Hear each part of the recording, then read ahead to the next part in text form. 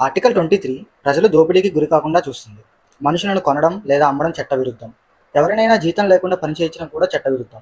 ఇలా చేస్తే చట్ట ప్రకారం శిక్ష కూడా ఉంటుంది. కానీ ప్రభుత్వం సమాజం కోసం చెట్లు నాటడం వంటి కార్యక్రమాలను చేపట్టి ప్రజలను స్వచ్ఛందంగా ముందుకు రమ్మంటే అది దోపిడీ కిందకి రాదు. ఆర్టికల్ 24 చిన్నపిల్లలను ప్రమాదకర పనుల నుంచి రక్షిస్తుంది.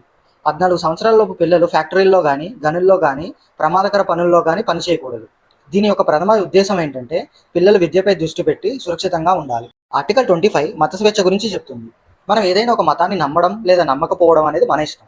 అలాగే మనం ఒక మతాన్ని ఆచరించడం లేదా ప్రచారం వంటివి చేయొచ్చు. అయితే ఇలాంటి మతపరమైన కార్యక్రమాలు చేస్తున్నప్పుడు ప్రజాశాంతికి భంగం కలగకూడదు. నైతిక విలువలకు విరుద్ధంగా ప్రజల ఆరోగ్యానికి హాని కలిగించకుండా ఉండాలి. అలాగే సమాజ శ్రేయస్సు కోసం మతానికి సంబంధించిన ఆర్థిక లేదా రాజకీయ వంటి విషయాలను ప్రభుత్వం నియంత్రిస్తుంది. ఆర్టికల్ 26 మనకు మత వ్యవహారాల నిర్వహణ గురించి చెప్తుంది. ప్రతి మతం వారి యొక్క సంస్థలు స్థాపించి నిర్వహించవచ్చు. తమ యొక్క మత విషయాలను వారే నిర్వహించవచ్చు. మతం యొక్క ఆస్తి కలిగి ఉండవచ్చు. చట్ట ప్రకారం ఆస్తిని నిర్వహించవచ్చు. అయితే ఏం చేసినా ప్రజాశాంతి, నైతిక విలువలు, ప్రజారోగ్యానికి భంగం కలగకూడదు. అలా జరిగితే చట్టపరమైన చర్యలు